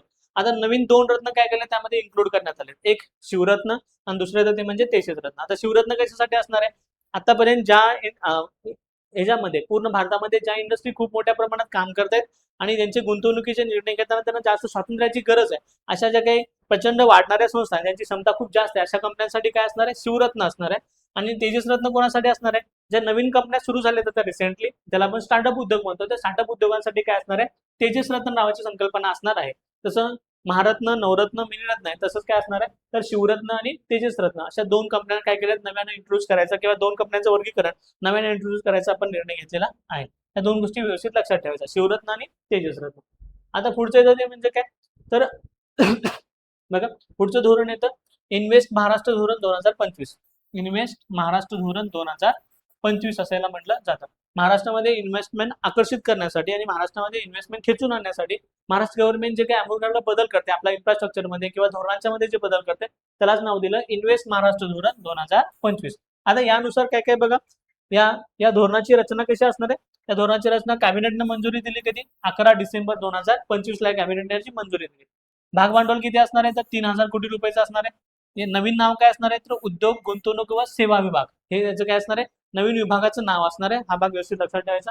नंतर येतं येत्या 5 वर्षाची उद्दिष्ट काय असणार आहेत, तर 1,00,00,000 कोटी डॉलरची काय करणं, म्हणजे आपली जी काही इन्व्हेस्टमेंट आहे ती आकर्षित करणं. त्याला आपण म्हणतो 1 ट्रिलियन. आपल्या भारताच्या जीडीपी मध्ये महाराष्ट्राचा वाटा जो असणार आहे ते किती ट्रिलियन ठेवणं, 1 ट्रिलियन ठेवणं, हा भाग आहे. नंतर 27 लाख कोटीची एफडीआय काय करणं, आकर्षित करणं. 27 लाख कोटी एफडीआय, फॉरेन डायरेक्ट इन्व्हेस्टमेंट काय करणं, लक्ष करणं किंवा आकर्षित करणं. आणि 50 लाख रोजगार निर्मिती करणं, ह्याचं मुख्य उद्देश असणार आहे. कशाचा, इन्व्हेस्ट महाराष्ट्र धोरण 2025 उद्देश असणार आहे. नंतर ना पुढं अर्थसहाय्य किती असणार आहे, तर 1,61,000 कोटी रुपयाचं काय असणार आहे, या पूर्ण सगळ्या उद्योगांना अर्थसहाय्य केलं जाणार आहे.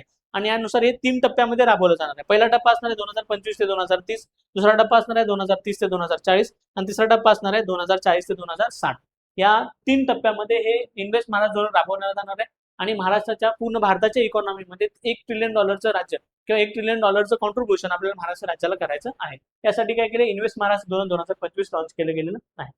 नंतर पुढे येतं बघा, एक डील जी खूप गाजली आणि ज्यावर भरपूर टीका पण झाल्या आणि जी भारतभर पूर्ण काय झाली, तिच्या चर्चा पण झाल्या, ती म्हणजे कोणती होती, मदर ऑफ ऑल डील. म्हणजे कोणाकोणामध्ये, भारत आणि युरोपियन संघ, म्हणजे इंडिया आणि EU. बघा या दोघांच्या मध्ये काय झालं, तर ही डील झाली होती. आणि ही डील इतकी मोठी होती, हिला काय म्हटलं जातं, मदर ऑफ ऑल डील या नावाने ती ओळखली जाते. बघा भारत ही जगातली त्यावेळी कितवी नंबरची रँकिंगची अर्थव्यवस्था होती, तर 4थ्या रँकिंगची अर्थव्यवस्था होती. आणि EU किती रँकिंगची होती, 2ऱ्या रँकिंगची. आता सध्या भारत 6व्या रँकिंगला आहे. आता परंतु त्यावेळी ते कितव्या रँकिंगला होता, 4थ्या रँकिंगला होता. आपण पुढं 2025 पासून पुढे येतो, त्यामुळे आताचा विचार न करता ज्यावेळी डील झाली त्यावेळी काय होतं, भारत 4थ्या रँकला होती आणि अर्थव्यवस्था म्हणून ओळखली जायची. आणि EU कितीला होती, 2ऱ्या रँकला होती. बघा नंतर या दोघांचा एकत्रित जीडीपीचा जर विचार केला तर जगाच्या किती जीडीपीच्या, तर जगाच्या एकूण जीडीपीच्या 25% होता. नंतर जागतिक व्यापारामध्ये या दोघांचा वाटा किती होता, 33% होता. त्यामुळे या दोघांच्या मध्ये होणारी डील ही काय असणार आहे, त्याला FTA म्हणतो आपण, फ्री ट्रेड अग्रीमेंट असं म्हटलं जातं त्याला. फ्री ट्रेड अग्रीमेंट दोन राज्यामध्ये, 2 देशांमध्ये होणार होतं. याची वाटाघाटीला सुरुवात झाली होती 2007 ला, घोषणा झाली 27 जानेवारी 2026 ला. अंमलबजावणी 2027 पासून काय करणार, त्याची अंमलबजावणी सुरू करणार आहेत. अजून ती प्रस्तावित आहे, अजून काय झालेली नाही. पण यामध्ये फायदा आणि तोटा काय काय होणार आहे, भारतासाठी फायदा काय होणार आहे, तर भारतासाठी महत्वाचं म्हणजे सागरी क्षेत्र, रसायने, चामडे पादत्राणे आणि कापड, रत्ने, दागिने, हे जे काही आयात शुल्क भरावं लागत होतं भारताला युरोपियन युनियन मध्ये जाण्यासाठी, जे काही आपण EU म्हणतो, युरोपियन युनियन मध्ये जाण्यासाठी जे काही आयात शुल्क भरावं लागत होतं, त्या आयात शुल्कामध्ये आता कपात होईल, म्हणजे सूट मिळेल. जो किती टक्के वस्तू असणार आहे, जवळजवळ 99% पेक्षा जास्त निर्यातीव काय मिळणार आहे, सूट मिळणार आहे. तर भारताला ह्या वस्तू सहजरित्या युरोपियन युनियन मध्ये देता येणार आहे. तर भारताचा खूप मोठा फायदा असणार आहे. त्यामुळे भारतामध्ये किती अब्ज डॉलरचे रोजगारांना डायरेक्टली याचा फायदा होणार आहे, जवळजवळ 35 अब्ज डॉलरच्या श्रमप्रधान रोजगारांना काय होणार, डायरेक्टली फायदा होणार. श्रमप्रधान म्हणजे काय, हे जे सागरी क्षेत्र असेल, म्हणजे मासेमारी करणारे लोक असतील, पुढं रसायने, चामडे पादत्राणे, कापड, दागिने, हे सगळे बघितले तर खूप मोठे इंडस्ट्री आहेत. हे डायरेक्टली म्हणजे आपण त्याला म्हणतो श्रमप्रधान उद्योगधंदे आहेत. आणि श्रमप्रधान उद्योगधंद्यांना डायरेक्टली काय होणार आहे, 35 अब्ज डॉलरचा डायरेक्टली फायदा होणार आपल्याला बघायला मिळणार आहे. आता यातले संवेदनशील मुद्दे किंवा या डीलला अनेकांना विरोध का केला, तर विरोधामध्ये पहिलं येतं शेती आणि अन्नधान्य उत्पादने काय करण्यात आली, यामध्ये पूर्णपणे वगळण्यात आली. शेती आणि अन्नधान्य काय केली या डील मधून पूर्ण, म्हणजे ह्या वर्षीची कपात आहे ती पूर्णपणे वगळण्यात आली. आणि असं जर झालं तर काय होणार, तिकडचं जर अन्नधान्य युनायटेड नेशन मधून येणार, म्हणजे युनायटेड ह्याच्यामधून येणार, EU मधून येणारे जे अन्नधान्य आहे किंवा बाकीच्या ज्या गोष्टी आहेत भारतामध्ये तशा डायरेक्टली आल्या तर याचा इफेक्ट भारतीय शेतीवर होऊ शकतो, असं काही तज्ञांचं मत होतं. नंतर वाहन क्षेत्राला देखील काय होऊ शकतो, तर फटका बसू शकतो. जर युरोपमधली जर वाहनं भारतामध्ये विदाऊट कस्टम ड्युटी न भरता आली तर इथं त्याचं कॉम्पिटिशन सुरू होईल भारतीय वाहनांच्या सोबत आणि त्यामध्ये फटका बसू शकतो. नंतर पुढे येतं कार्बन टॅक्समध्ये भारताला देखील काय मिळणार, अमेरिकेप्रमाणे सूट मिळू शकते. नंतर पुढे येतं इंटेलेक्च्युअल प्रॉपर्टी राईट्स, IPR म्हणतो आपण त्याला, इंटेलेक्च्युअल प्रॉपर्टी राईट. त्यामध्ये जे काही हा जो प्रकल्प आहे, नॉलेज, आपण जे काही नॉलेज लायब्ररी म्हणतो आपण त्याला, त्यामध्ये ट्रॅडिशनल नॉलेज डिजिटल लायब्ररी ही जी संकल्पना आहे ती भारतामध्ये काय त्याची दखल घेतली जाईल, ती चालू केली जाईल. आणि पुढे येतं ते म्हणजे काय, QCOS, याची काय रॅपिड रिस्पॉन्स फोरम आहे, त्याची स्थापना केली जाईल. आणि डायरेक्ट क्विक रिस्पॉन्ससाठी याची लवकर लिप्तारे होण्यासाठी जे काही व्यापारी ट्रेडचे जे काही तंटे आहेत किंवा भांडण आहेत, ते काय लवकर काय केले जातील, सोडवले जातील. हे काय थोडेसे संवेदनशील मुद्दे असणार आहेत. नंतर EU साठी असणारे फायदे कोणते, म्हणजे त्यांना कुठले फायदे होणार आहेत बघा, तर त्यांना होणारे फायदे, एक मोटार वाहनामध्ये 10% काय होणार आहे, त्यांना शुल्क मिळेल. 2 5 लाख वार्षिक कोटा त्यांचा काय उपलब्ध होणार आहे. नंतर वाईनवर 20 ते 30% त्यांना शुल्क मिळेल. नंतर ऑइल त्यांना 0% कस्टम ड्युटी भरून त्यांना भारतामध्ये विकता येईल आणि यंत्रसामुग्री त्यांना काय मिळणार आहे, सूट. म्हणजे सुटे जे भाग आपण भारत आयात करतो त्या देखील काय मिळणार आहे, EUला फायदा झालेला बघायला मिळणार आहे. म्हणून याला काय म्हणलं जातं, तर मदर ऑफ ऑल डील नावाने ओळखली जाते.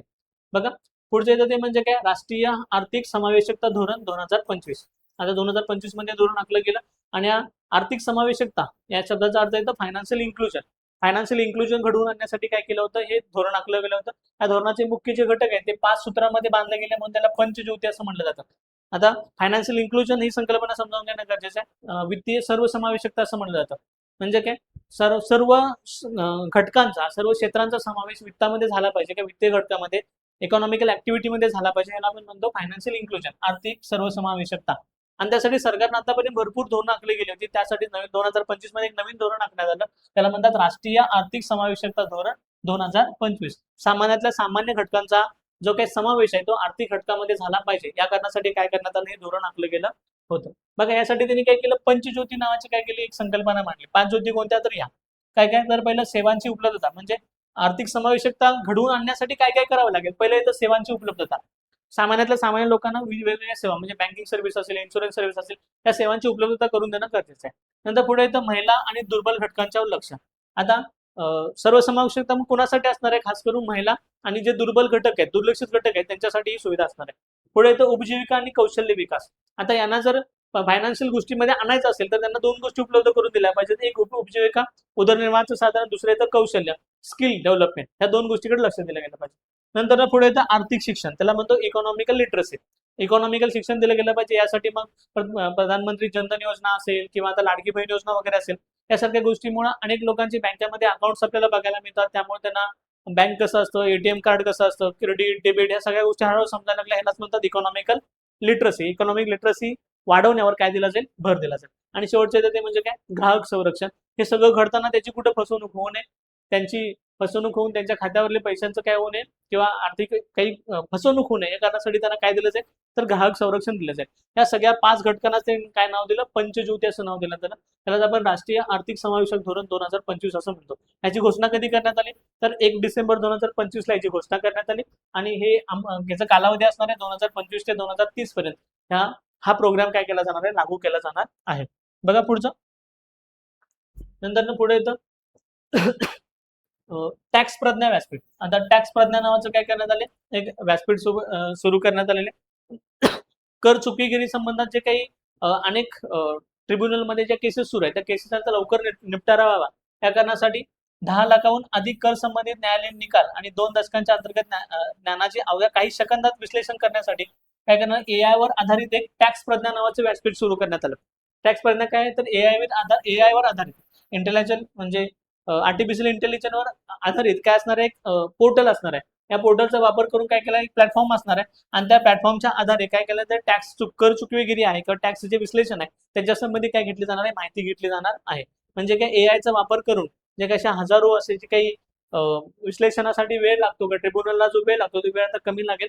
त्यामध्ये AIचा वापर करून काय केलेलं आहे, डिलाइट इंडिया नावाचं काय केलं जाणार आहे, डिलाइट इंडिया नावानं नवीन AI आधारित काय केलंय, प्लॅटफॉर्म तयार केलंय. त्या प्लॅटफॉर्मचं नाव असणार आहे टॅक्स प्रज्ञा. हा भाग काय करायचा, व्यवस्थित लक्षात ठेवायचा. नंतर पुढे येतं ते म्हणजे काय, तर कल्पकम या ठिकाणी आपण काय केले, तर आपल्या अणुऊर्जेचा दुसरा टप्पा, त्याला आपण म्हणतो fast breeder reactor. Fast breeder reactor अणुऊर्जेचा दुसरा टप्पा आहे. तो दुसरा टप्पा काय झाला, पूर्णपणे यशस्वी. पहिले आपण क्रिटिकॅलिटी प्राप्त केली. आता क्रिटिकॅलिटी म्हणजे नेमकं काय असतं, अणुऊर्जेचे टप्पे काय असतात, पुढे आपण डिस्कशन करूच. पण अणुऊर्जेचा पहिला, दुसरा आणि तिसरा टप्पा, असे 3 टप्पे आपल्याला बघायला मिळतात. अणुऊर्जेच्या पहिल्या टप्प्यामध्ये आपण डायरेक्ट काय, युरेनियमचा वापर करणार आहे. युरेनियम 235, युरेनियम 280 चा वापर करून, म्हणजे पहिल्या टप्प्यामध्ये काय करतो, जितकं इंधन वापरतो तेवढीच ऊर्जा तयार होते, त्यातून नवीन काय आपल्याला मिळत नाही. त्याला म्हणतात पहिला टप्पा. दुसऱ्या टप्प्यामध्ये काय होतं, आता फर्स्ट फेज. दुसऱ्या फेज मध्ये काय होतं, आपल्याला जेवढे इंधन आपण वापरतो त्यातून आपल्याला ऊर्जा पण क्रिएट होते, पण आधीच्या इंधनापासून एक नवीन इंधन तयार होतं. म्हणजे आधी युरेनियम वापरत असेल आपण, त्यापासून प्लुटोनियम तयार होतं. त्याला म्हणतात दुसरं इंधन जर तयार होत असेल तर त्याला म्हणायचं दुसरा टप्पा. त्याला म्हणतात फास्ट ब्रीडर. ब्रीड म्हणजे काय करणार, तर एका ब्रीड पासून दुसरं ब्रीड तयार होणं, त्याला ब्रीडर असं म्हणतो, बरोबर आहे का.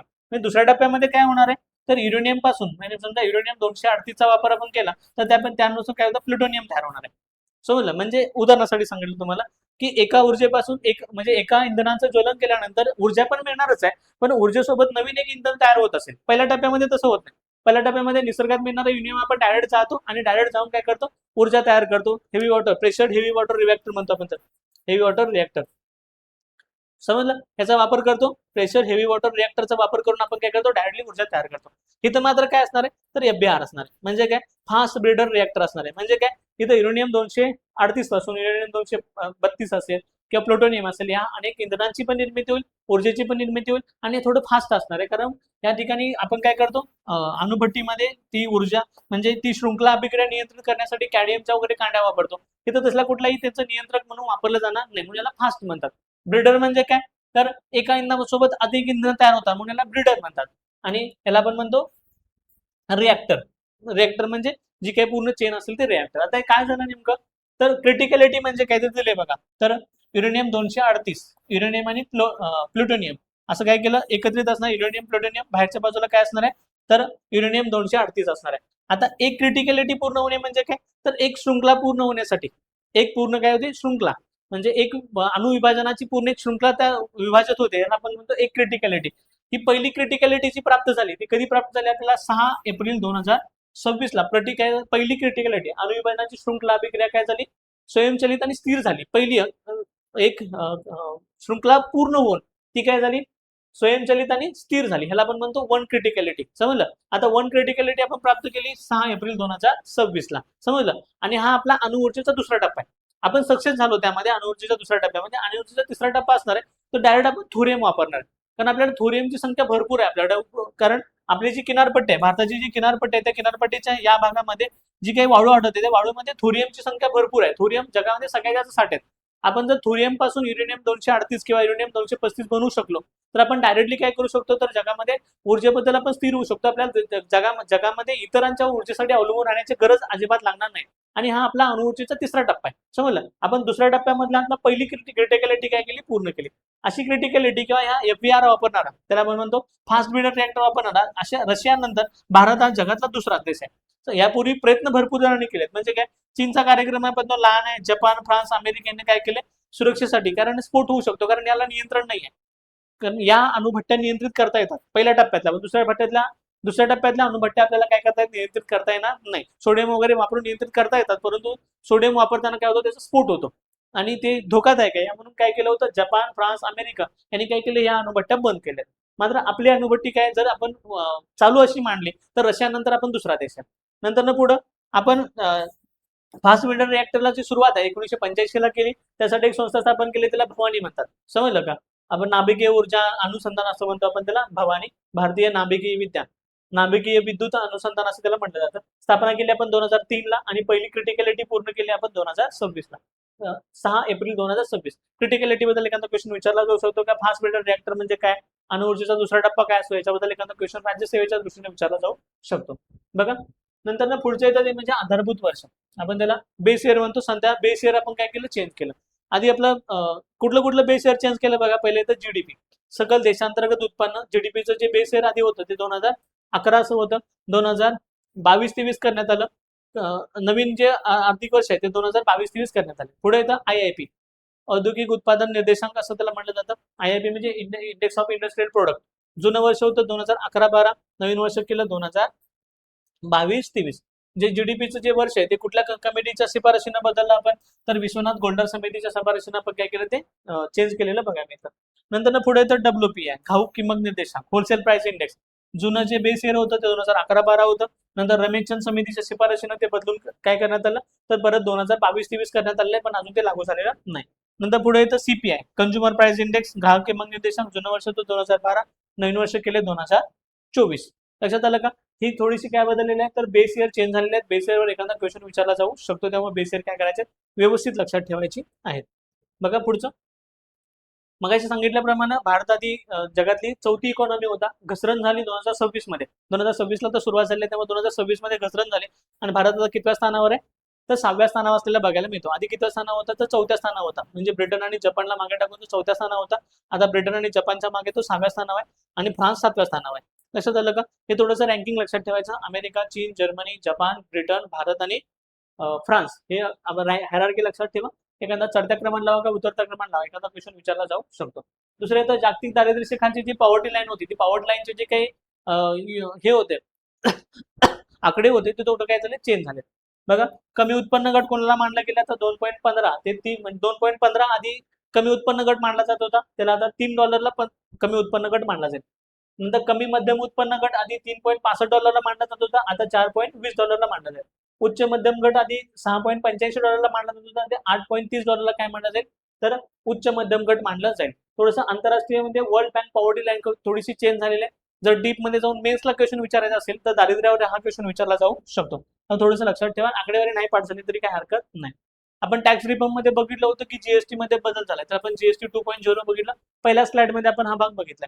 त्याप्रमाणे प्रत्यक्ष करामध्ये पण थोडासा बदल करण्यात आला. आधी जो काही आपला प्रत्यक्ष कर जो आकारला जात होता तो इन्कम टॅक्स ऍक्ट 1961 नुसार, इन्कम टॅक्स ऍक्ट 1961 नुसार काय केला जात होता, आपला आधी प्रत्यक्ष कर आकारला जात होता, इन्कम टॅक्स आकारला जात होता, तो आता बदल करण्यात आलाय नवीन प्राप्तिकर कायदा 2026 नुसार. तो कधीपासून लागू झाला तर 1 एप्रिल 2026 पासून ते लागू झालेला आहे. समजलं, म्हणजे आधीचा जो इन्कम टॅक्स ऍक्ट 1961 आहे तो थोडासा रिफॉर्म झालाय. आणि आयोगाचं थोडंसं वैशिष्ट्य असं आहे की ज्या ज्या गोष्टी रिफॉर्म्स होतात त्यावर बऱ्यापैकी आयोगानं क्वेश्चन विचारलेलेच आहेत प्री अथवा मेन्सला, त्यामुळे याच्याकडे लक्ष देणं खूप गरजेचं आहे. बघा, नवीन प्राप्तिकर कायदा 2026 1 एप्रिल 2026 पासून तो लागू झालाय. नंतर या नवीन संकल्पना काय आणली, टॅक्स इयर. आता आपल्याकडे दोन प्रकारची इयर पकडली जायची, एक फायनान्शियल आणि दुसरा असेसमेंट इयर. फायनान्शियल आणि असेसमेंट इयर टॅक्स भरण्यासाठी किंवा टॅक्स कॅल्क्युलेट करण्यासाठी 2 वर्ष वापरली जात होती.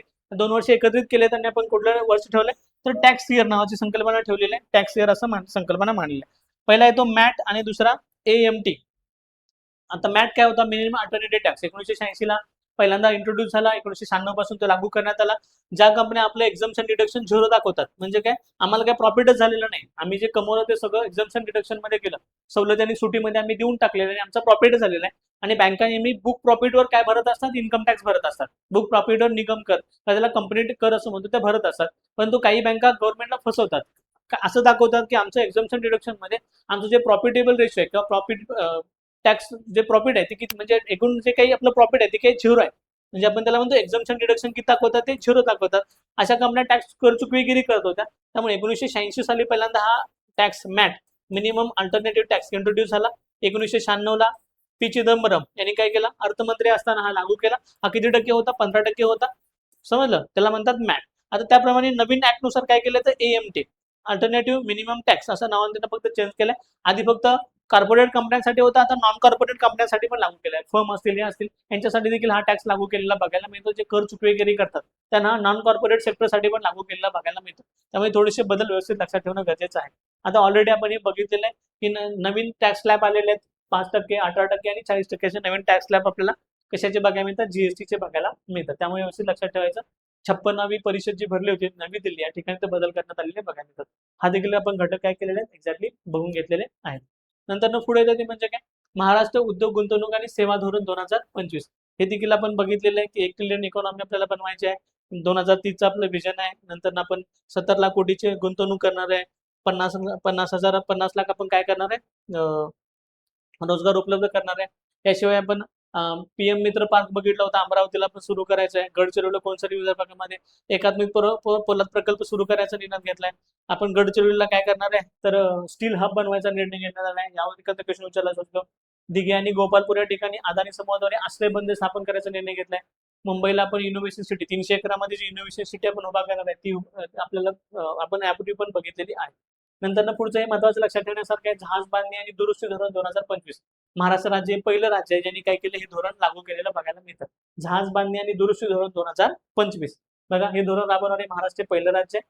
2030 हे लक्ष असणार आहे. 6,700 कोटी रुपयाची गुंतवणूक असणार आहे आणि 40,000 रोजगार काय करायचे, उपलब्ध करायचे आहेत. नंतर भारताच्या एकूण जहाज बांधणीमध्ये महाराष्ट्राचा वाटा किती टक्के असणार आहे, त्यावेळी 33% असणार आहे. आणि असं धोरण राबवणार महाराष्ट्र हे पहिलं राज्य असलेलं बघायला मिळतं. आता आरबीआयद्वारे आणि सेबीद्वारे काही पोर्टल वगैरे सुरू केले. पोर्टलवर एखादा क्वेश्चन विचारला जाऊ शकतो. पहिलं पोर्टल सुरू केलं होतं आरबीआयनं, प्रवाह नावाचं पोर्टल सुरू केलं. कशासाठी तर बँकांना ऍप्लिकेशन करण्यासाठी, रेग्युलेट करण्यासाठी किंवा बँकांना अप्रुव्हल घेण्यासाठी बँक टू बँक फिरावं लागत होतं किंवा जे SMS ईमेल करावं लागत होते. एक एकल खिडकी योजना म्हणून काय सुरू केले, प्रवाह या एकल खिडकी योजना सिंगल विंडो म्हणतो, सिंगल विंडोतून तुम्ही काय करू शकता, आरबीआय कडून हे सगळं ऍप्लिकेशन वगैरे करू शकता. दुसरं आरबीआयनं सुरू केले उत्कर्ष 3.0 आणि प्रोजेक्ट समुद्र. आता कशासाठी, तर उत्कर्ष 3.0 जे आहे ते बँकिंगवर नियंत्रणासाठी, बँकांचे जे काही कस्टमर असतात त्या कस्टमरचं नियंत्रण किंवा आरबीआयचे जे कस्टमर म्हणून बँका काम करतात त्या बँकांच्या नियंत्रणासाठी उत्कर्ष 3.0 आहे. आणि समुद्र कशासाठी आहे, तर ऑपरेशन म्हणजे प्रोजेक्ट समुद्र हा करन्सी मॅनेजमेंटसाठी आहे. कारण युपीआयचे वापरापासून, युपीआय वापर सुरू झाल्यापासून, गुगल पे, फोन पे, एअरटेल पे यासारखे काही युपीआय पेमेंट वापरायला सुरुवात झाल्यापासून मोठ्या प्रमाणात फ्रॉडचं प्रमाण वाढलेलं आहे. आणि फ्रॉडचं प्रमाण जर आपल्याला यांच्यावर लक्ष केंद्रित करायचं असेल तर आरबीआयकडे एवढं स्पेशल त्याकडे लक्ष देऊ शकत नाही. त्यासाठी आपण काय केलं, तर प्रोजेक्ट समुद्र नावाचं एक प्रोजेक्ट सुरू केलंय की करन्सी मॅनेजमेंट काय लक्ष ठेवणार आहे. आता क्वेश्चन विचारला जाऊ शकतो की प्रोजेक्ट समुद्र कशासाठी सुरू करण्यात, तर करन्सी मॅनेजमेंटसाठी कोणी सुरू केलाय, तर आरबीआयनं सुरू केलाय.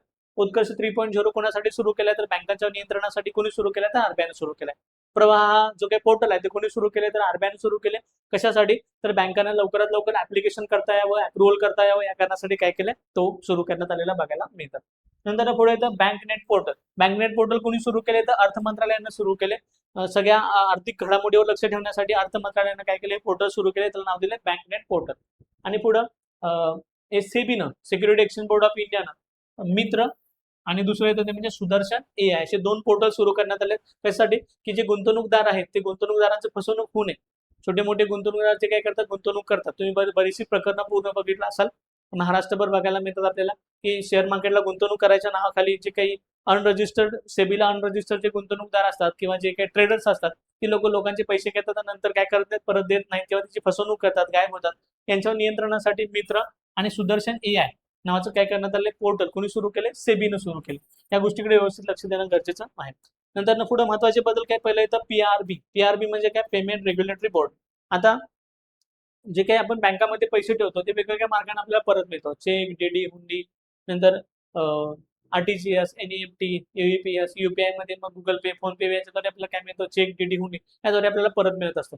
आता या सगळ्या ज्या पेमेंट सेटलमेंट मेथड आहे, त्या पेमेंट सेटलमेंट मेथडवर आधी कोणाचं नियंत्रण होतं, तर आरबीआयचं नियंत्रण होतं. कोणाचं नियंत्रण होतं, आरबीआयचं ते नियंत्रण होतं. नंतर आरबीआयला हे काम अवघड जायला लागलं किंवा आरबीआयला हे काम थोडंसं कठीण जायला लागलं, म्हणून हे काम काय करण्यात आलेलं आहे, तर एक स्वतंत्र यंत्रणा निर्माण करण्यात आली. त्याचं नाव आहे PRB, payment regulatory board. Payment regulatory board काय करेल, या पेमेंट सेटलमेंट मेथडवर कोणाचं नियंत्रण असेल, तर पीआरबीचं नियंत्रण असेल. त्यामध्ये किती सदस्य असतील, तर एकूण 6 सदस्य असतील.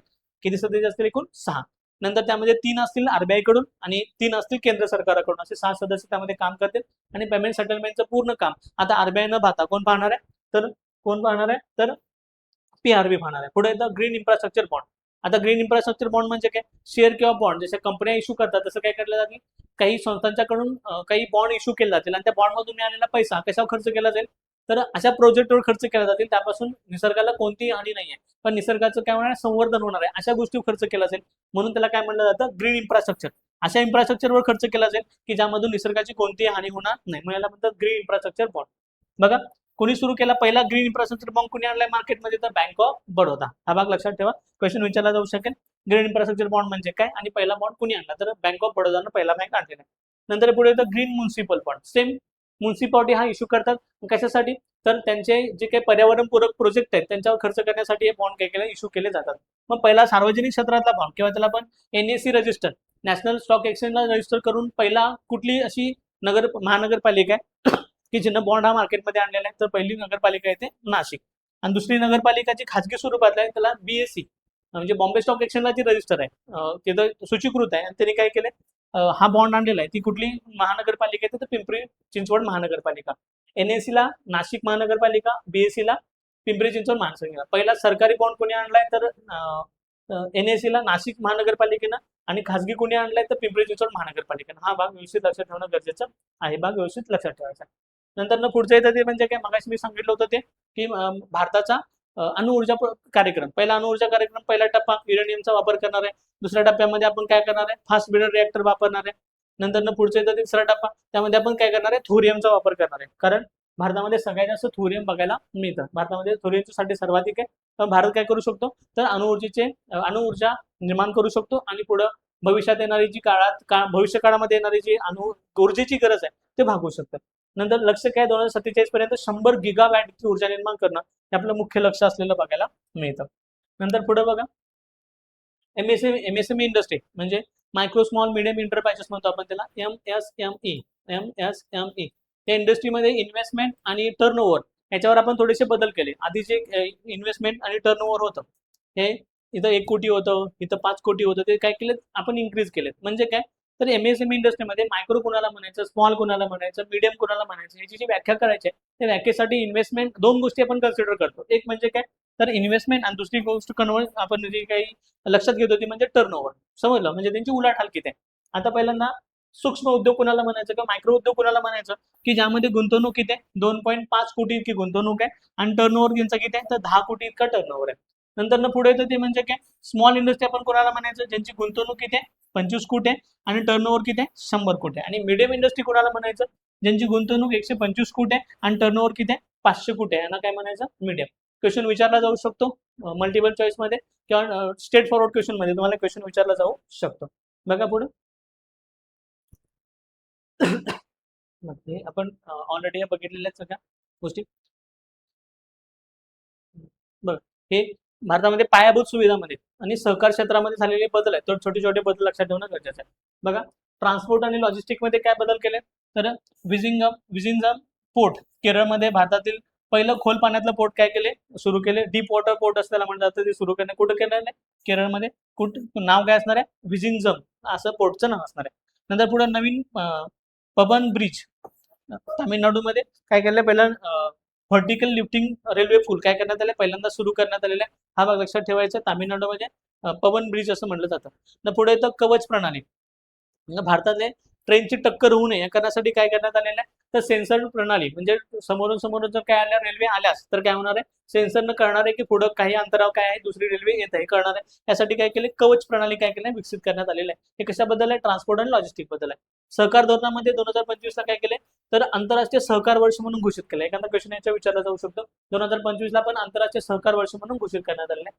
नंतर राष्ट्रीय सहकार धोरण कोणाच्या अध्यक्षतेखाली, सुरेश प्रभू यांच्या अध्यक्षतेखाली काय करण्यात आलेलं आहे, तर राष्ट्रीय सहकार धोरण घोषित करण्यात आले आहे. किती कोटी, तर 50 कोटी लोकांना काय करायचं, या सहकाराशी जोडायचं आपण निर्णय घेण्यात आले. पुढे येतं पहिले सहकारी विद्यापीठ कुठे सुरू करण्यात आले, त्रिभुवन सरकारी विद्यापीठ आनंद गुजरात या ठिकाणी त्रिभुवन सरकारी विद्यापीठ सुरू करण्यात आले. नंतर येतं भारत टॅक्सी, ड्रायव्हरच्या मालकीची सहकार तत्वावरील काय असणार आहे, ही सहकार तत्व पहिल्यांदा टॅक्सीची सुविधा सुरू करतोय. पण सहकार म्हणजे काय, तर आपण जसं कोऑपरेटिव्ह बँक म्हणतो ना, कोऑपरेटिव्ह संस्था म्हणजे दूध संस्था वगैरे असतात तशा आपण त्याला काय म्हणणार आहे, तर याला आपण कोऑपरेटिव्हिजम म्हणतो. या कोऑपरेटिव्ह मध्ये भारत टॅक्सी नावाची जी काही टॅक्सी आणलेली आहे भारतामध्ये, ही कोऑपरेटिव्ह सिस्टीमवर चालणारी टॅक्सी असणार आहे. नंतर पुढे नॅशनल अर्बन कोऑपरेटिव्ह फायनान्सची आपण काय केली, मुंबई या ठिकाणी स्थापना करण्यात आली. कशासाठी, तर भारतामध्ये सहकारामध्ये वाढ होण्यासाठी, सहकारी धोरणामध्ये वाढ होण्यासाठी. आणि 2025 ला आपण काय केले, तर सहकार वर्ष म्हणून घोषित केलेलं आहे. आता शेवटचा टप्पा बघा, महत्वाच्या समित्या आणि महत्वाचे पोर्टल एवढे व्यवस्थित लक्षात ठेवायचा आहे. पहिलं तर बघा, समितीचं नाव काय, विश्वनाथ गोल्डर समिती. कशासाठी नेमली होती आपण, तर जीडीपी ला आधारभूत वर्ष घोषित करण्यासाठी. रमेशचंद्र डब्ल्यूपीआय होलसेल प्राइस इंडेक्सला आधारभूत वर्ष घोषित करण्यासाठी. नंतर टीव्ही सोमनाथ समिती कशासाठी, नवरत्न महारत्न यांचं पुनर्वर्गीकरण करण्यासाठी काय, टीव्ही सोमनाथ समिती. सुरेश प्रभू समिती आताच आपण बघितलं ते म्हणजे राष्ट्रीय सहकार धोरण. नंतर डॉक्टर व्यास समिती आरआरबी आणि बँकांचं एकत्रीकरण आपण जे बघितलं ते टप्प्याटप्प्याने एकत्रीकरण आपण 28 बँका करणार आहे. वन स्टेटमेंट बँकचे करणार आहे. कोणाचं हे धोरण आहे किंवा कुठल्या समितीचं शिफारस आहे, डॉक्टर व्यास समिती. नंतर रंजना देसाई यांच्या अध्यक्षतेखाली आपण काय केलं, 8वा वेतन आयोग घोषित केलाय.